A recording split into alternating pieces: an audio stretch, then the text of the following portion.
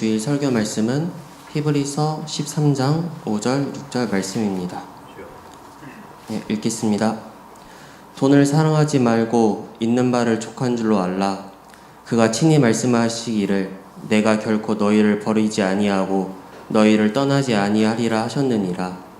그러므로 우리가 담대히 말하되 주는 나를 돕는 이시니 내가 무서워하지 아니하겠노라. 사람이 내게 어찌하리요 하노라. 아멘. 이 돈을 사랑치 말라는 것은 성경에서 그리스도인들에게 대단히 강조된 명령입니다. 돈에 대한 탐욕은 타인의 권리를 생각지 아니하고 오직 자신의 욕망만을 채우는 이기심입니다. 이러한 마음은 하나님보다 돈을 더 신뢰하는 것이기에 우상 숭배입니다. 즉 하나님은 해결해 주지 못하지만 돈은 해결해 준다는 그릇된 인생 가치관이 그 마음속 깊은 어딘가에 있는 것입니다.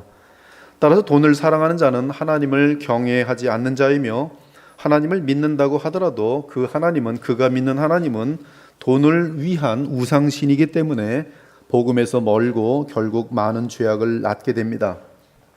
그러나 인생의 행복과 영원한 안식은 돈에 있지 않습니다. 그것은 오직 그리스도 안에 있습니다.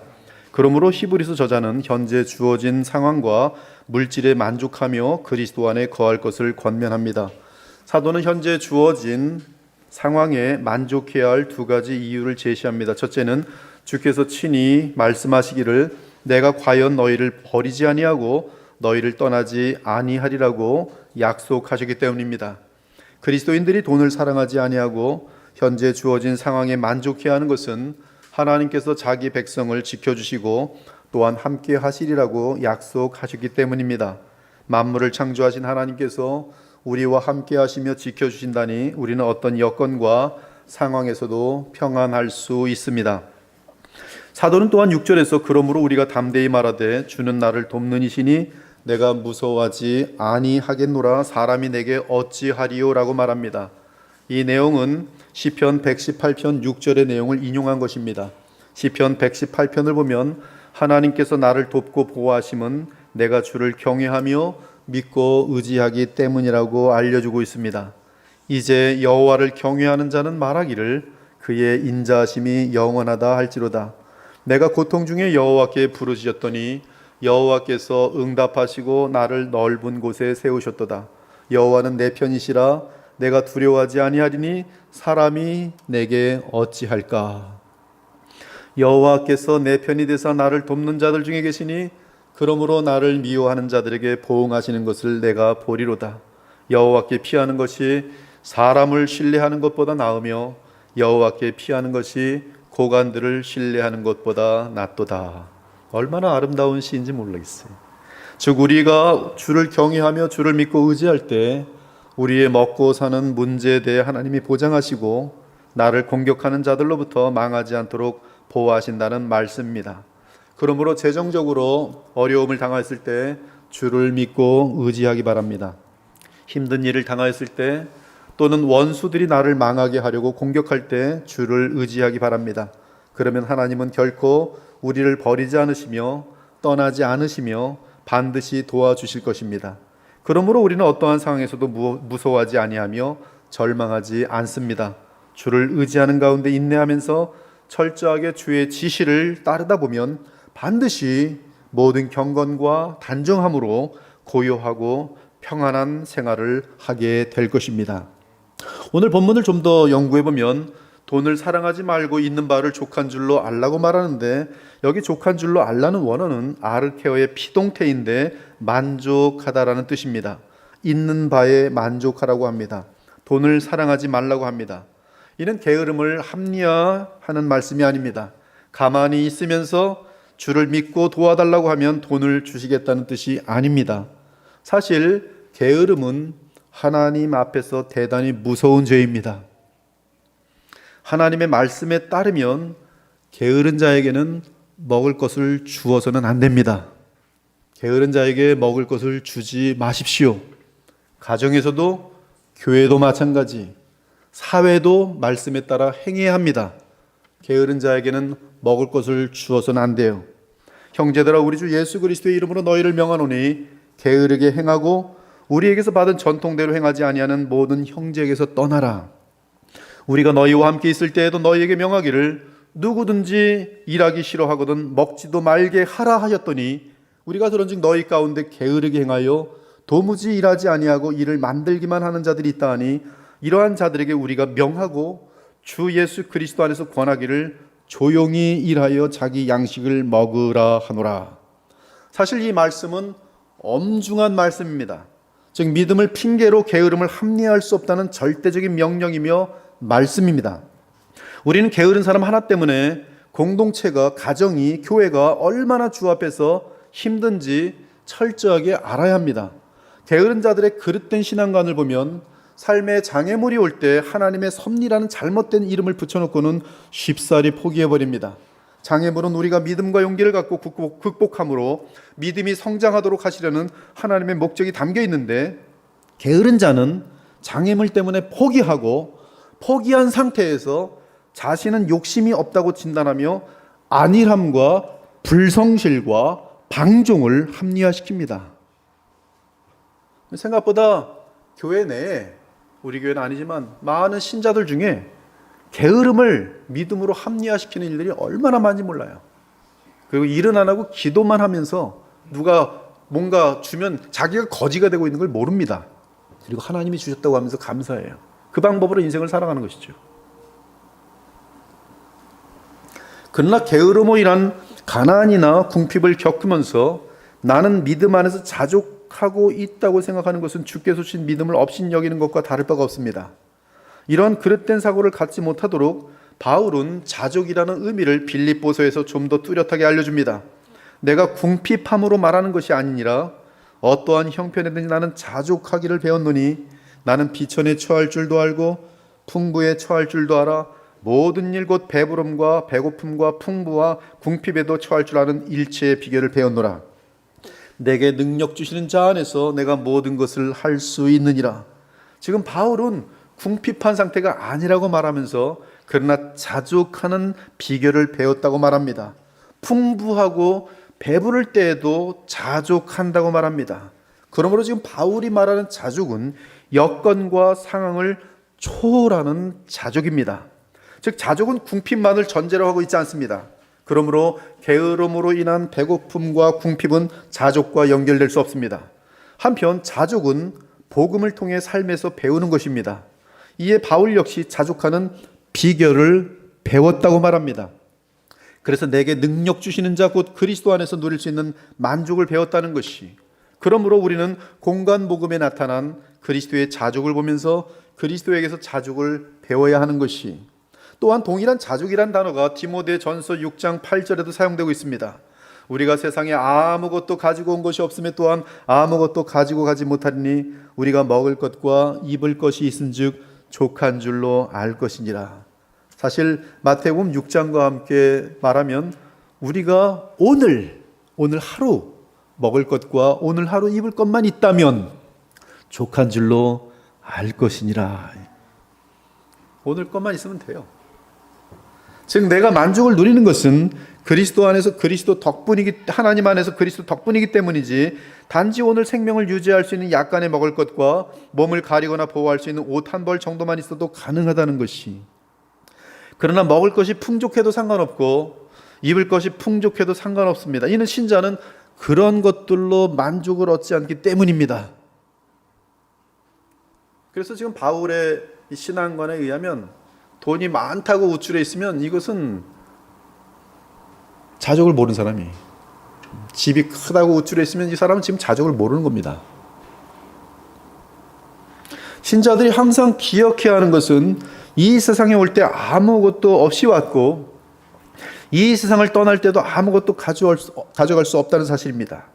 그러므로 우리는 이 세상 사는 동안 입는 것과 먹는 것 그리고 내가 거할 처소 등에 대해 그리 큰 관심을 가져서는 안 되는 것이 대단히 중요한 내용입니다. 그러므로 예수님을 따르는 자는 이 땅에서 큰 집과 좋은 집에서 살고자 추구해서는 안 됩니다. 이 말은 큰 집에서 살아서 안 된다는 말이 아니란 말씀이에요. 대단히 중요한 차이예요. 주님이 주실 수도 있고 안 주실 수 있어요. 그러나 그것은 나의 기쁨의 근원이 아니기 때문에 주께서 주시는 여건에 따라 누릴 수도 있고 안 누릴 수도 있다는 것이, 그것이 바로 자족이라는 것이. 왜? 나의 기쁨은 세상 조건에 딸린 것이 아니라 하나님 안에서 누리는 능력이기 때문이라, 이 말씀이. 어떤 사람이 여짜오되 어디로 가시든지 나는 따르리이다. 예수께서 이르시되 여우도 굴이 있고 공중의 새도 집이 있을 때 인자는 머리 들 곳이 없도다 하시니라. 물론 이 말씀이 무소유주의를 가르치는 것은 아닙니다. 우리가 추구해야 하는 것은 집이나 옷이나 먹는 것에 대한 것이 아니라 주 예수 그리스도를 따라 그분의 뜻과 나라를 이루는 것이어야 한다는 말씀이. 그리고 내게 주어지는 상은 주 하나님의 섭리와 손에 달려있기에 나는 주께서 맡기신 영원한 보람이 있는 일에 관심을 쏟아야 한다는 것입니다.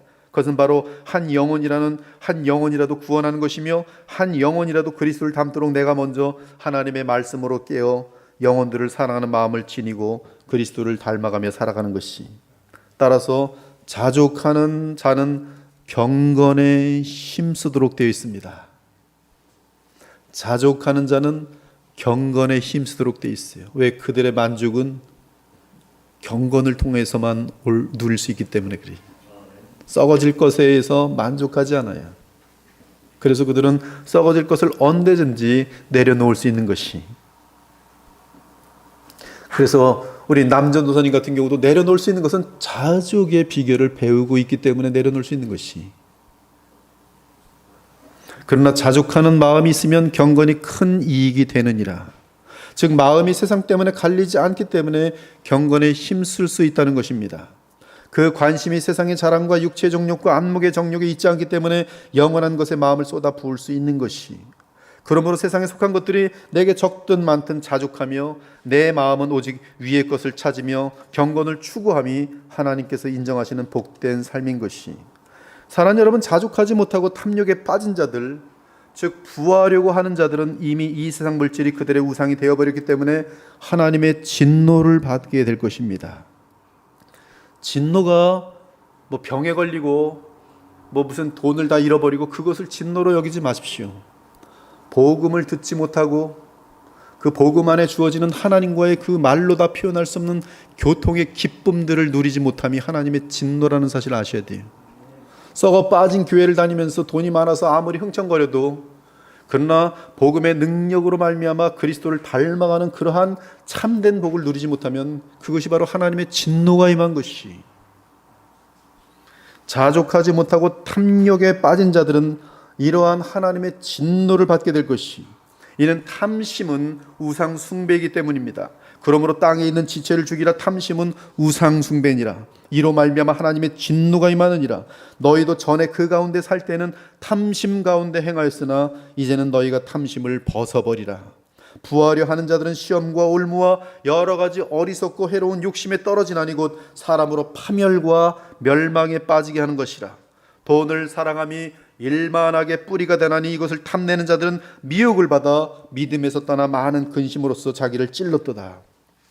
부하려는 목적을 가진 사람은 수많은 악을 행하도록 되어 있어요. 그것은 하나님의 영적인 법칙입니다. 그러므로 여러분들이 오늘 이 말씀을 듣고도 아예 몰라 난 부하려고 할 거야 한다면 여러분의 삶은 죄로 점철되도록 되어 있어요. 그리고 그 죄값에 대해서 여러분들은 이 땅에 사는 동안 많은 수치와 어려움과 환난을 겪도록 되어 있어요. 그래서 그들은 행복하기 위해 부를 추구하지만 도리어 많은 죄악 때문에 결국 비참하게 되고 망하게 됩니다. 돈이 10조 있으면 뭐 하겠어요? 부부 사이에 사랑이 없어서 이혼합니다. 그것이 행복할 줄 압니까?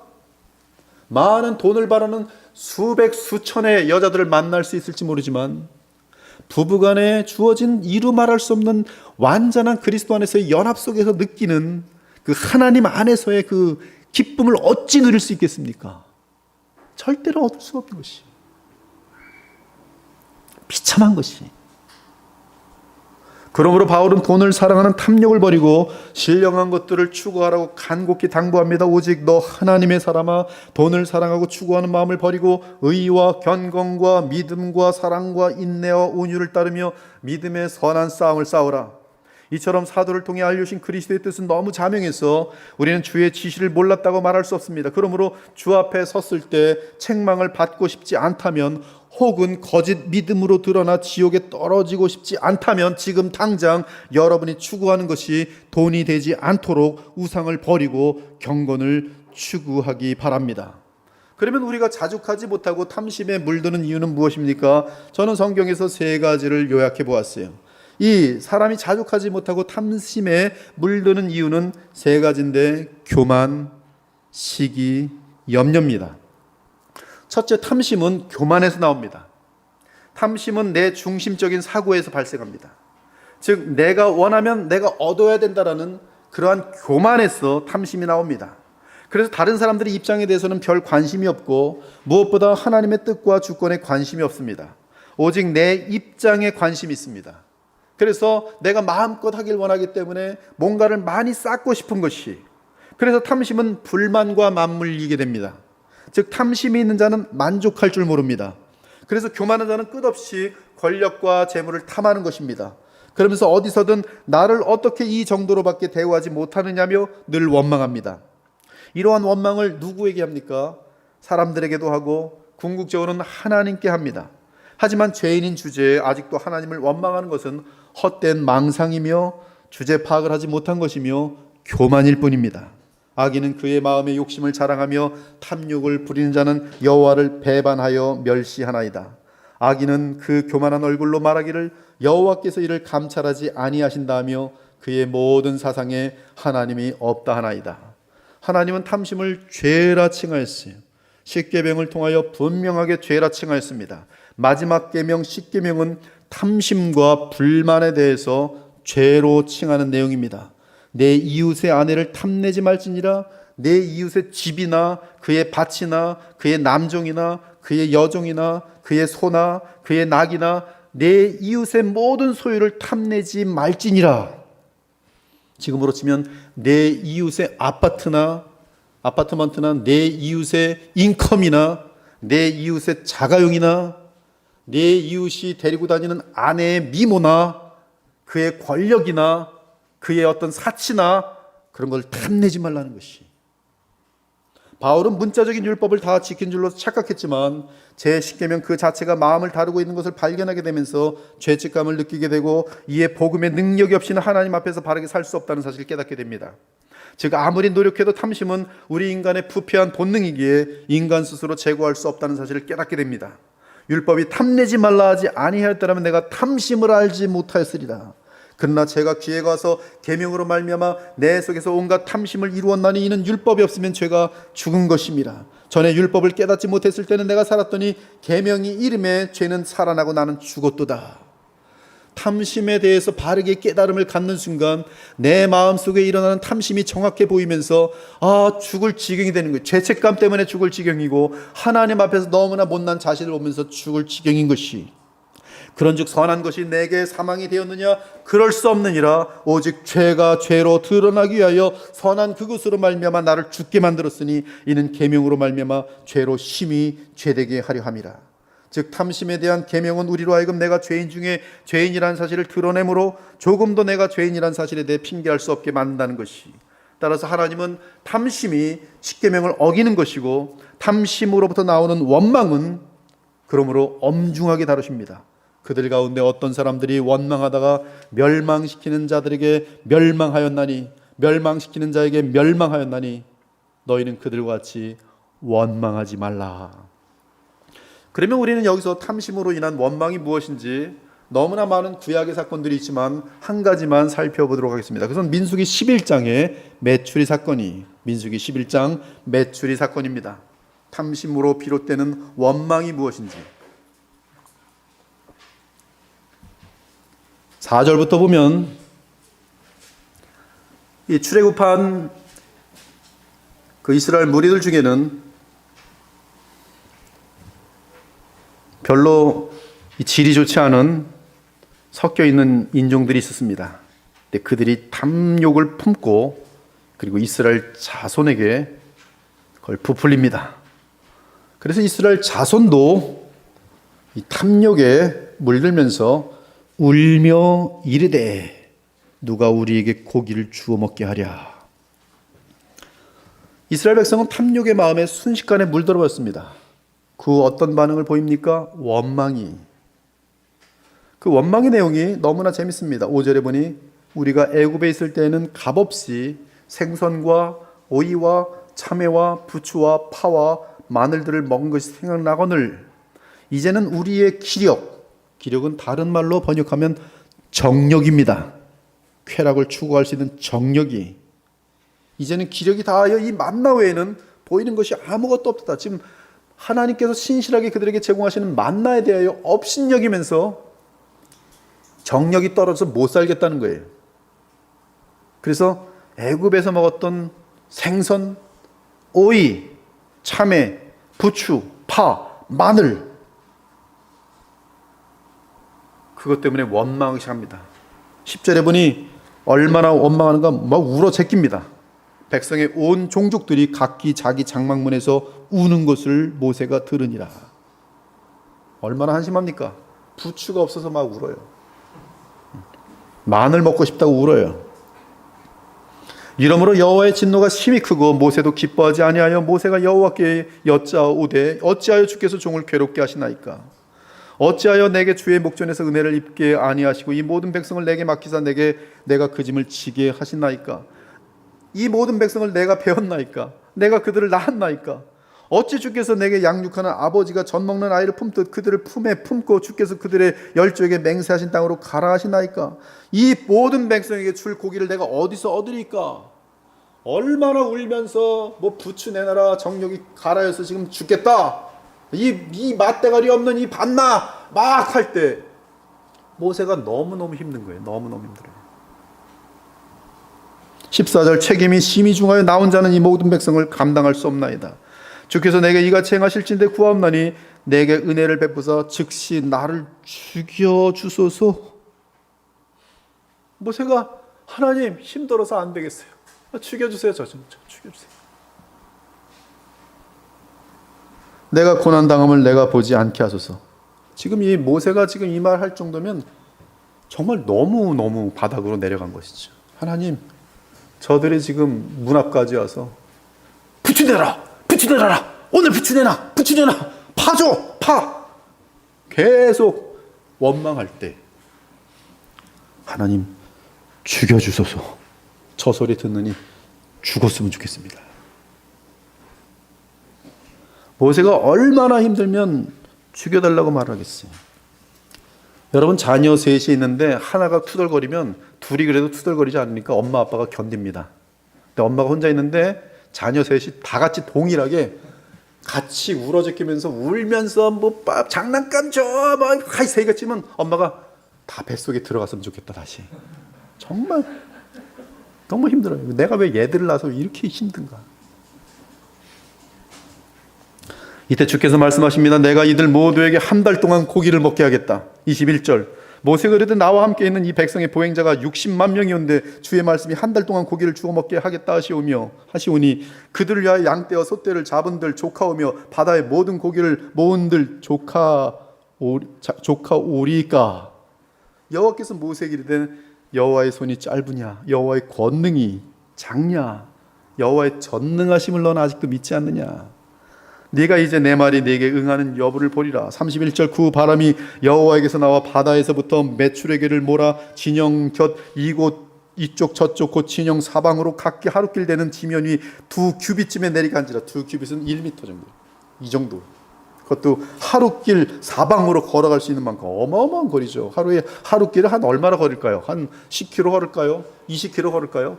근데 사방으로 20km씩 돼가지고서 거기다 1m 간격으로 그냥 메추리가 내려온 거예요. 생각해 보세요. 1m가 되는 메추리가 차곡차곡 하늘에서 날아가고 탁탁탁탁 또 싹 죽고 탁탁탁 깔리는 거예요. 근데 그것을 사방으로 하루길 거리.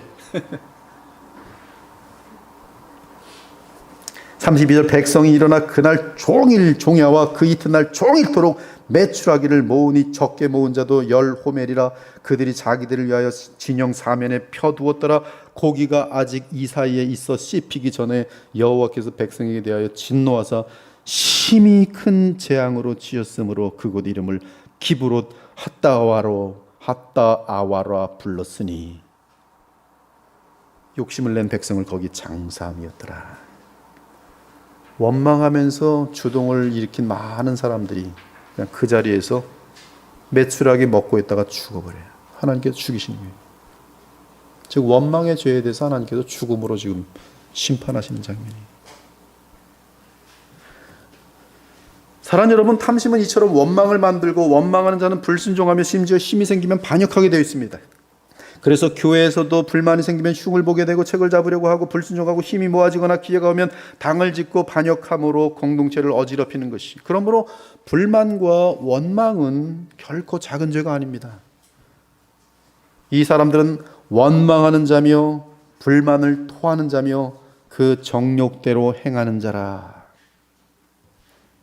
심지어 하나님을 향해 불만이 생기면 하나님을 융통성이 없는 분, 매우 잔인한 분. 어떤 사람은 아기 하나만 낳기를 원했는데 아기를 낳은 다음에 얼마 지나다가 둘째가 생긴 거예요.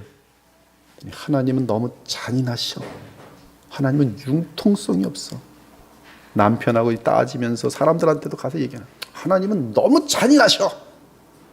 근데 먼 20년 훗날 지나서 30년이 지나서 보니까 그 아이 없었으면 그 집은 쫄딱 망할 뻔했어요. 얼마나 효녀고 효자고 얼마나 큰 기쁨을 주는지. 먼 날 돌아보면서 말합니다. 이 아이 없었으면 우리는 죽을 뻔했어. 하나님의 은혜가 얼마나 감사한지 몰라. 이 아이가 안 태어났으면 좋았을 뻔했다고 얼마나 우리 둘이서 얼마나 노랬는데 너무 미안해. 이 아이만 보면 하나님께 죄송해. 철이라도 드니까 이렇게 바뀌는 것이죠. 얼마나 불만하면서 얼마나 하나님을 향해서 순종을 악으로 갚는 그런 경우들이 많은지 몰라요. 즉 교만에서 나오는 탐심 및 원망은 하나님이 부당하다고 비난합니다. 그러나 주께서 사도를 통해 대답하십니다. 이 사람아, 내가 누구이기에 감히 하나님께 반문하느냐? 지음을 받은 물건이 지은 자에게 어찌 나를 이같이 만들었느냐 말하겠느냐? 도기장이가 진흙 한 덩이로 하나는 귀 쓸 그릇을 하나는 천이 쓸 그릇을 만들 권한이 없느냐? 물론 예정에 대한 그런 본질적인 내용을 갖고 있지만 그러나 모든 경우에 대해서 적용되는 하나님의 진리의 말씀이, 하나님께서 우리에게 베푸시는 모든 은혜는 아무리 작은 것이라도 우리는 그것을 받아 누릴 자격 없어요. 로마서에 의하면 우리가 받을 하나님의 공의로운 처우는 지옥에 떨어지는 것밖에 없습니다. 그러므로 여러분들, 성경에 의하면 내가 지옥보다 나은 대우를 받고 있으면 하나님의 공의는 정확하게 지옥 행위이기 때문에 그것보다 나은 대우를 받고 있다면 여러분은 감사할 것밖에 없어요.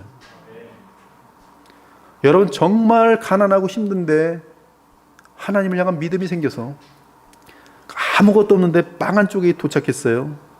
빵 한 조각 놓고 눈물을 흘리며 감사로 기도하고 함께 빵을 나누는 그러한 장면들을 많이 보셨어요? 그것이 은혜를 아는 주의 백성들의 자세예요. 한편 불만과 원망은 교만에서 나오는 비이성적인 판단에 기인하여 생깁니다. 내가 죽을 죄인이며 지옥에 합당한 악인이라는 사실에 대해서 제대로 알지 못하는 비이성적인 판단에 기인하여 생기는 것이 원망과 불만이, 불만과 원망은 교만에서 생기며 자기 주제 파악을 하지 못하기 때문에 발생하는 것이, 하나님이 내 비위를 맞추어 주지 않으시니 화가 난다는 것이, 그런 자들은 어둠 가운데 선을 이루시고 고난을 통해 가장 소중한 것을 빚으시는 하나님의 지혜를 알지 못합니다. 따라서 하나님의 경영하심에 대해 욕을 하고 분노하는 것이. 혹시 이러한 말을 들어보셨습니까? 왜 이런 사람을 만나게 하셨습니까? 이 사람 지금 주제 파악을 한참 못하고 있는 것이, 원망하고 있잖아요. 왜 이 시대에 태어나게 했습니까? 네가 뭐기에 이 시대에 태어나든 말든 하나님의 주권에 있는 걸 인정하지 않고 하나님께 원망하고 있는 것이. 왜 하필 이런 직장입니까? 그 직장 들어가기 전에는 무직으로 있다가 같이 들어가면 너무 감사한데 들어가고 나면 갑자기 또 왜 하필 이 직장입니까? 왜 나는 이렇게 돈이 없고 못생기고 무력합니까? 정말 돈 없는 사람을 아직 못 봐서 그래. 여러분, 하나님이 돈을 주지 않으면 1원도 벌지 못합니다. 그냥 마이너스 빚 속에 수십억 빚으로 살아가는 사람 한둘이 아니에요. 평생 벌어도 빚 못 갚아요. 그러나 또 하나님의 은혜가 주시면 어느 불가능해 보이는 것이 다 허전돼 갖고 또 여유롭게 살아. 하나님의 은혜죠. 왜 이런 부모를 만나게 하십니까? 그 부모는 그가 살아있을 수 있도록 아무리 연약한 그리고 또 모진 부모라도 얼마나 많은 희생을 하면서 그들을 키워놨는지 몰라요. 근데 감히 이런 부모를 만나게 하셨습니까? 놀라운 것은 불만은 정상적인 사고에서 나온 것이 아니라서 불만의 상태에서 내리는 모든 삶의 결정은 대단히 어리석고 대단히 비정상적이고 대단히 악하다는 사실이, 내 마음속에 원망이 있는 가운데 내리는 모든 결정들마다 어쩌면 그렇게 바보 같은 결정만 내린지 몰라요. 하나님께서 가장 좋은 아내를 주셨는데 불만이 생기는 사람은 별거 가지고 시비 걸다가 이 아내는 이 세상에서 가장 나쁜 아내 결정을 내리고 이혼 가버려요. 근데 가봤자 비참해지죠. 그러면 저분을 내가 놓친 게 내가 젊었을 적에 이렇게 잘못해서 그리워하는 거예요. 바보 같은 결정을 내는 거예요. 불만 상태 속에서, 원망 상태 속에서. 직장이 불편하고 막 그래서 내가 뭐 이 직장뿐이 없는지 알고 관뒀어요. 아니 기도 좀 해보고 결정을 내리지. 딱 나가봤더니 아무것도 없는 거예요. 아무도 자기를 직장 하나 주지 못해요. 다시 무직으로 돌아가서 얼마나 고생하는지 몰라요. 여러분이 불만 속에서 있을 때 가능한 아무것도 결정하지 마시고 교회 오셔서 기도하세요. 원망 상태에서 내리는 모든 결정은 지극히 어리석은 결정이에요. 예를 들어서 하만은 권력과 인기를 다 차지했지만 한 사람 모르드게가 자기에게 인사하지 않자 불만이 생겼어요. 근데 그가 어떤 결정을 내린지 아십니까? 네가 나한테 인사를 안 해? 너 유다 사람이네? 내가 너와 유대 민족을 다 죽여버리겠다. 50만인지 100만이 될 수 있는 그 유대 민족을 너 인사 안 했어? 다 죽여버리겠다. 이게 지금 정상적인 사고방식입니까?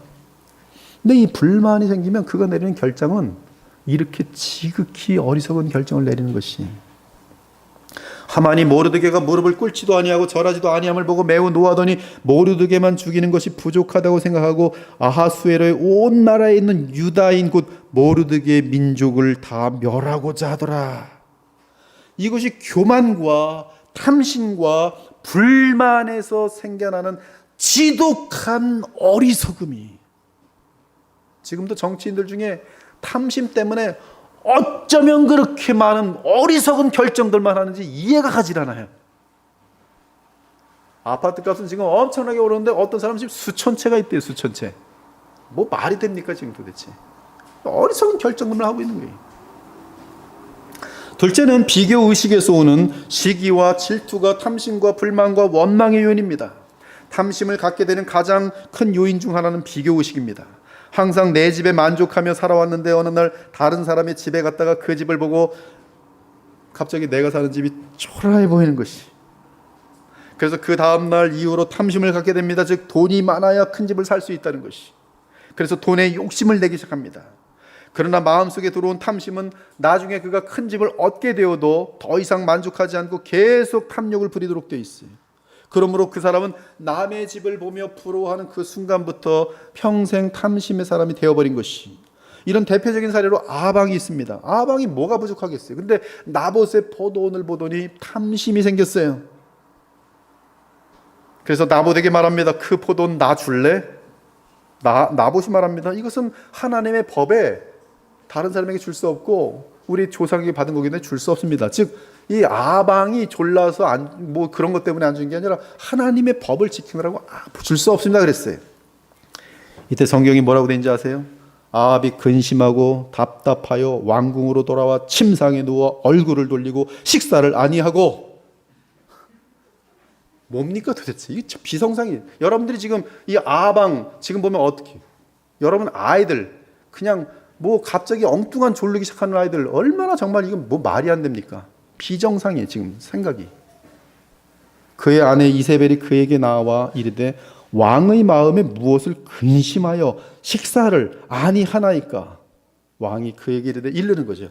나봇이 그의 포도원을 주지 아니하겠노라 하기 때문이로다.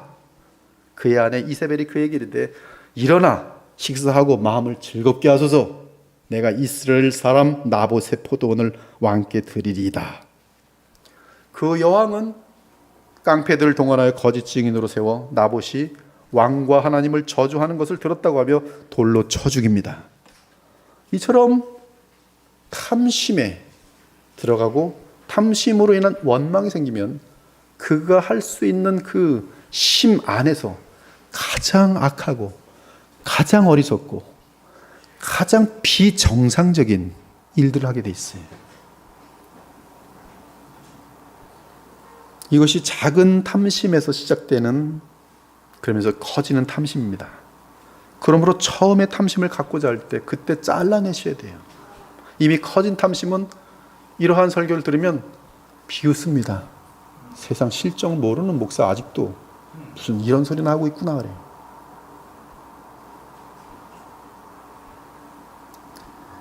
또한 원망은 많은 해를 끼칩니다. 불만은 마음의 평화와 평강을 앗아갑니다. 번뇌하는 마음 상태는 심적인 에너지를 고갈시킵니다. 불만은 마음의 모든 즐거움과 감사를 어둠으로 던져버리고 스스로 쓴맛을 느끼며 슬픔과 염려에 빠집니다. 아방의 경우처럼 알아 눕기 십상이며 병마 및 사망으로 신속하게 이어지기 쉽습니다. 다 있는데 그 원망에 빠지고 탐심에 빠지면 자기가 원하는 것을 얻지 못할 때 끌어안아요. 배가 막 아프고 누워버리고. 근데 그게 장기간이 되면 어떻게 돼요? 정말 입원하는 거죠. 입원을 왜 하는지 알았는데 답이 안 나오는 거예요. 알고 봤더니 배가 아파서. 무슨 병? 남이 잘 되는데 시기가 나서, 탐심이 나서.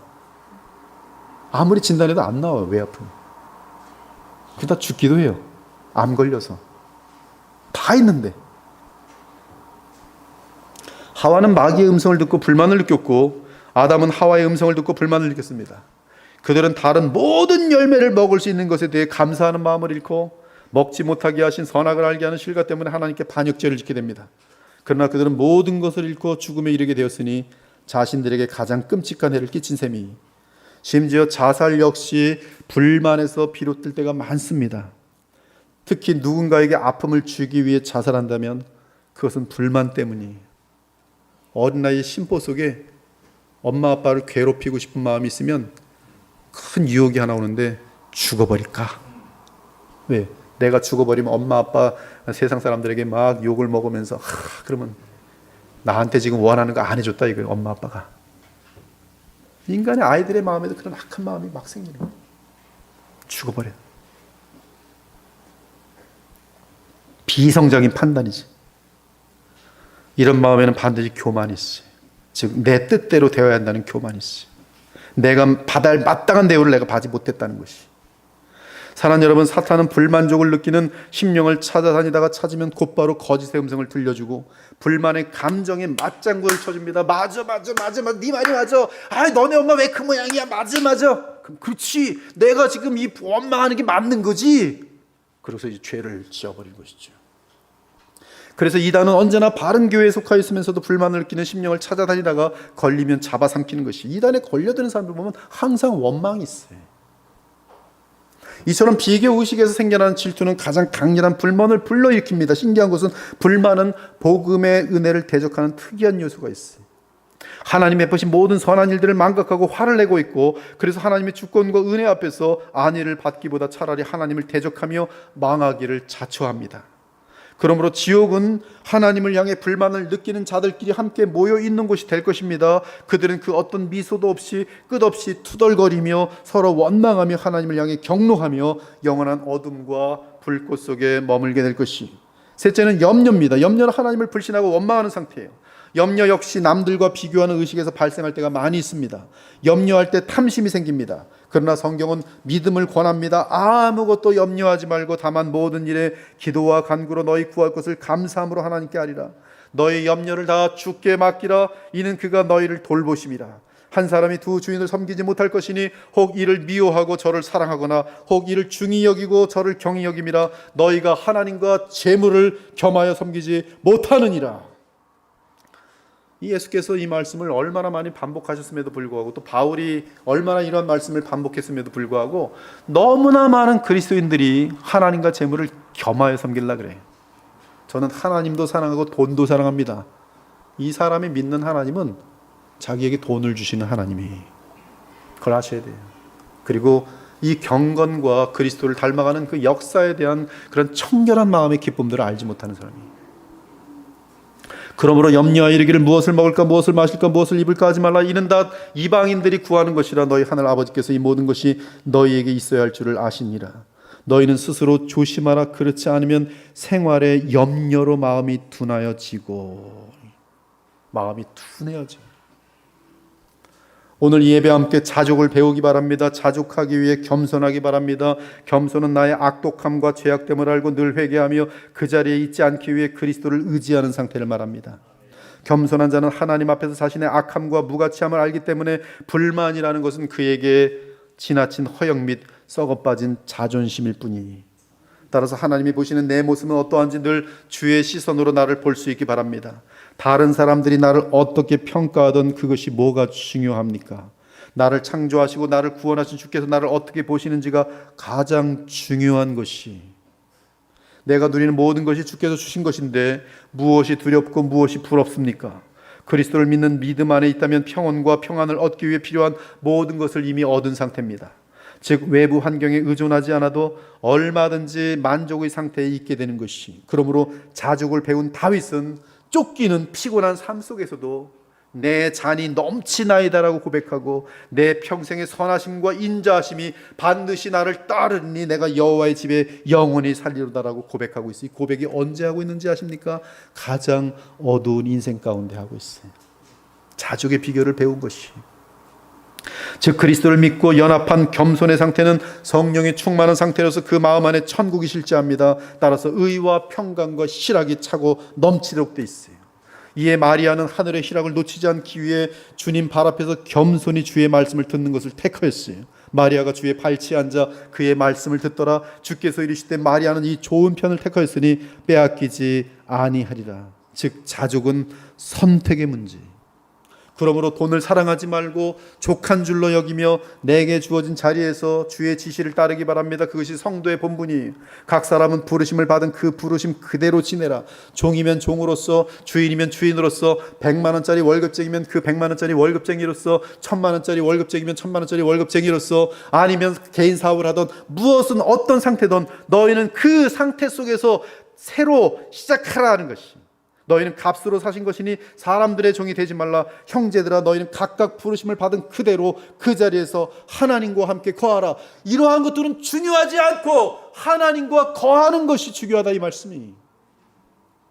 종이라도 노예라도 신분 바뀌지 않습니다. 그러나 종들이여 그 상태 속에서 하나님과 교통하라, 이것이.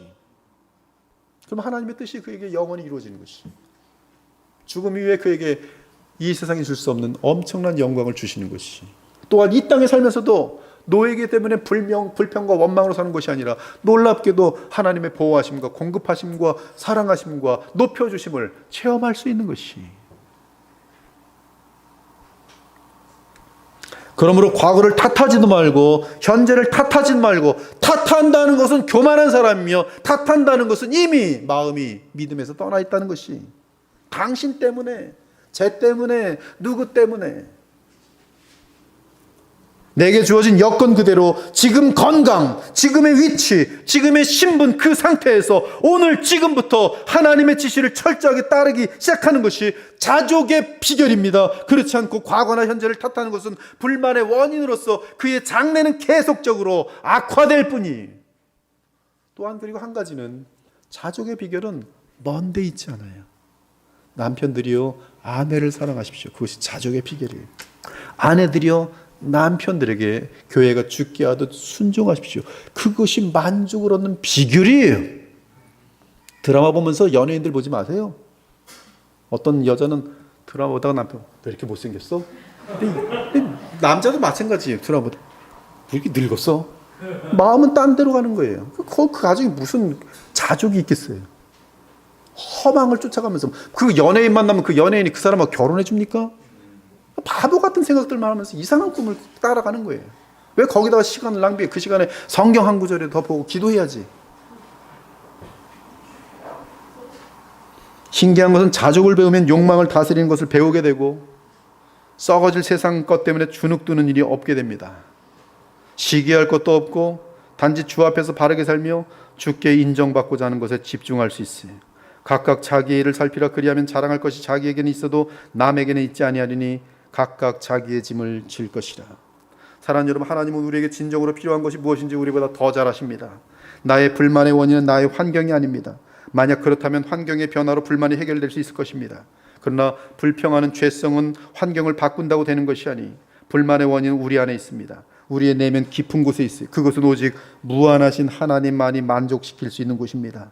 따라서 하나님으로 인한 만족 외에는 인간의 탐욕과 불만을 해결할 수 없어요. 여러분, 불만하지 마십시오. 여러분, 탐심 갖지 마십시오. 이렇게 말한다고 그들이 들을 때는 그래야지. 그러나 딱 돌아서는 순간에 다시 탐욕과 불만은 그대로 있어요. 그것을 해결할 수 있는 것은 오직 그리스도를 통해 하나님을 만나 뵐 때, 하나님으로부터 흘러 넘치는 그 생명수의 강을 마실 때만이, 그 맛을 알기에, 영원한 나라의 그 기쁨을 알기에, 그 희락을 알기에, 그 평강을 알기에, 이 세상 그 무엇보다도 바꿀 수 없는 그 무한한 가치의 아름다운 것을 알기에, 그래서 탐심이 그때 제거되는 것이 부럽지 않아요. 부럽지 않습니다.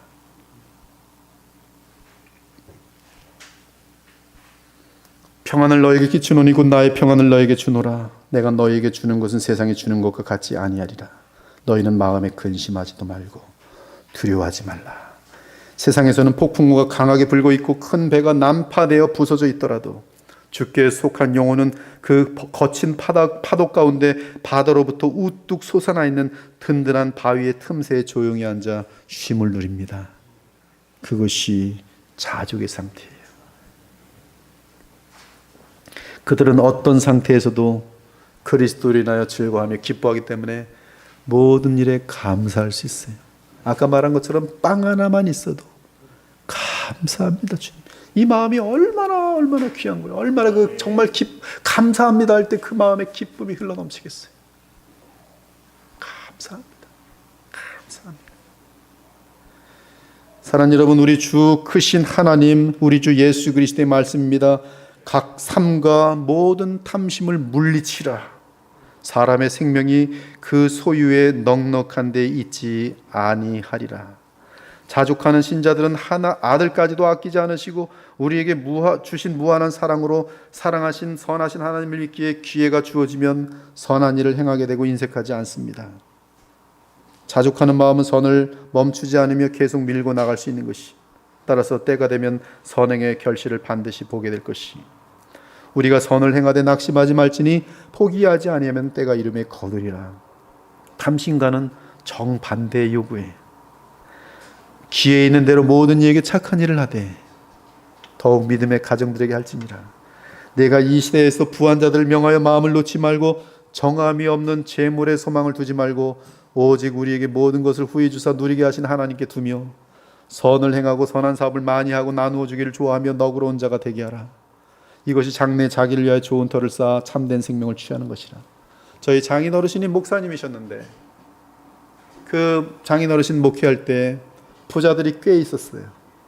근데 교회를 향해서 아무것도 도운 일이 없었고 선한 일을 한 일이 없었어요. 여러 번 말씀을 통하여 당신네들이 지금 부귀가 있을 때 하나님을 위하여 일 좀 하라고 권면했지만 그들은 그리 하지 않았어요. 근데 한 10년, 20년이 지나고 나서 빚쟁이들이 쫓아다니면서 도망다닌 신세가 됐어요. 그들이 우리 장인 어르신을 만나서 하는 말이, 그때 목사님 듣고 착한 일 좀 할 걸, 다 날리고 나니 이젠 착한 일 하고 싶어도 돈이 없어서 못합니다. 얼마나 많은 인생들이 그런 인생인지 몰라요. 그때 하나님이 풍요를 주시고 건강을 주시고 시간을 주셨을 때 그때 방탕하지 않고 그때 교만하지 않고 그때 탐심을 버렸더라면, 그러면 그때 착한 일을 참 많이 했을 텐데.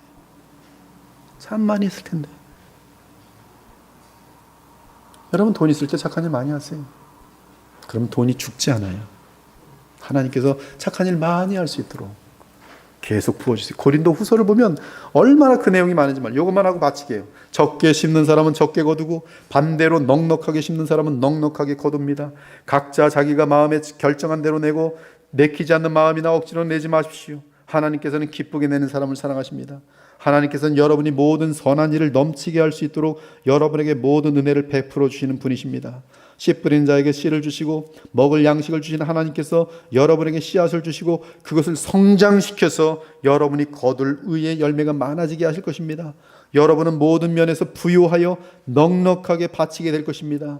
여러분이 바친 그것으로 우리가 전달하면 많은 사람들이 하나님께 감사하게 될 것입니다. 여러분이 행한 이러한 모든 섬김은 성도들의 부족한 부분을 채웠을 뿐만 아니라 그것으로 많은 사람들이 하나님께 감사하게 되었습니다. 여러분이 바친 것으로, 여러분이 그리스도의 복음을 믿고 순종한 것으로 여러분이 그들이나 다른 모든 사람들에게 너그럽게 도와주었다는 증거가 나타나 하나님께 영광을 돌리게 되었습니다. 성도들은 하나님께서 여러분에게 보이신 놀라운 은혜로 인해 깊은 애정을 가지고 여러분을 위해 기도합니다. 말로 다할 수 없는 선물을 주신 하나님께 감사합니다. 쉬운 성경으로 이 고린도후서 9장을 읽어드린 것이 하나님을 위해서 주님이 신 것으로 마음껏 사용하는 자들에게 하나님께서는 계속적으로 부어주시는데 어떤 결과가 나타나는가? 감사, 사랑, 하나됨, 하나님께 영광 돌림, 기도의 응답. 그래서 천국의 기쁨이 충만하게 됐다. 충만하게 됐다.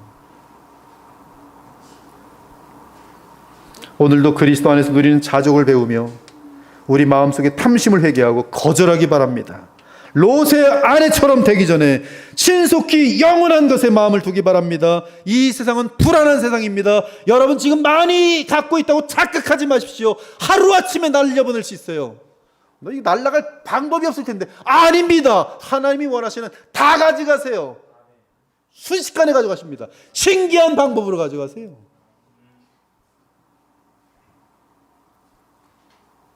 불안한 것이 재물이라는 것은 하나님의 주권과 인자하심을 믿고 우리 주 그리스도의 완전한 다스림을 믿기 바랍니다. 그러므로 세상에서 잘 먹고 잘 살려고 하지 말고 돈을 많이 벌려고 하지 말고 그 대신 거룩함과 진실함과 우정과 신용을 쌓으며 사회에서 인정받고 정직하고 경건한 주의 자녀들로 인정받을 수 있기를 힘쓰기 바랍니다. 하나님은 살아계셔서 역사하는 분이시기에 그러한 믿음의 자녀들에게 영원한 보람을 안겨주시며 영원한 미소를 허락하실 것입니다. 결코 우리 주님은 그를 버리지 않으시며 그러한 신자를 떠나지 않으실 것입니다. 그에게 불행이 닥쳐온 것 같아도 하나님은 오히려 그 불행을 큰 영광의 기회와 복으로 반드시 삼아주실 것이에요. 놀라운 하나님이세요. 그러므로 주는 나를 돕는 이시니 우리가 누구를 두려워하리요. 고작 썩어지는 이 세상 인간들이 주 안에 있는 우리를 어떻게 하겠습니까? 걱정하지 마세요. 제 인생 가운데도 여러 번 세상 사람들이 나를 위협하였지만 주님을 의지하고 망하고자 했을 때 망하게 되질 않고 주께서 붙들어 일으켜 주시며 그들을 부끄럽게 하신 사건들이 한두 가지가 아니에요. 세상 사람들이 여러분에게 할 수 있는 것 아무것도 없습니다. 장래 동성 연애자들에 대한 이 비판과 아주 신랄한 설교 때문에 제가 어쩌면 고소를 당하고 또 뭐 감옥에 가거나 그런 경우가 있다 할지라도 눈 하나 깜짝 안 합니다. 왜? 하나님의 뜻이 너무나 분명하기 때문에. 그리고 제가 하는 것은 그렇게 해서 감옥에 간다면 영광 할렐루야, 영광 할렐루야, 영광 할렐루야. 네, 주께서 앞으로 어떻게 일하실지 저는 알지 못하지만 주의 복음을 위해 고난 당하는 자들에게 주의 성령의 영광이 함께 하셔서 만족을 주실 것이기 확실하기 때문에 그래요. 주는 나를 돕는 이시니 우리가 두렵지 않으리. 세상 사람들이 우리에게 어찌할꼬. 언제나 주 안에서 하늘의 평강과 영원한 보람을 위해 지혜롭게 살 수 있는 믿음의 자녀들 되시기를 우리 주 예수 그리스도 이름으로 축원합니다. 아멘. 주 하나님 감사합니다. 오늘 저희들 돈을 사랑함이 탐심이 얼마나 무서운 그리고 어리석은 하나님 앞에 범죄인지 알고 오늘 내려놓길 원합니다. 주님, 경건과 아름다운 영원한 것들을 추구하며 살아가 잠깐 있다 없어지는 우리 안개와 같은 인생 하나님 앞에 칭찬받으며 또 하나님이 예비하신 모든 천국의 기쁨들을 누릴 수 있는 주의 복된 자녀들이 다 되게 하여 주시옵소서. 살아계신 우리 주 예수 그리스도의 이름으로 기도 올려옵나이다. 아멘.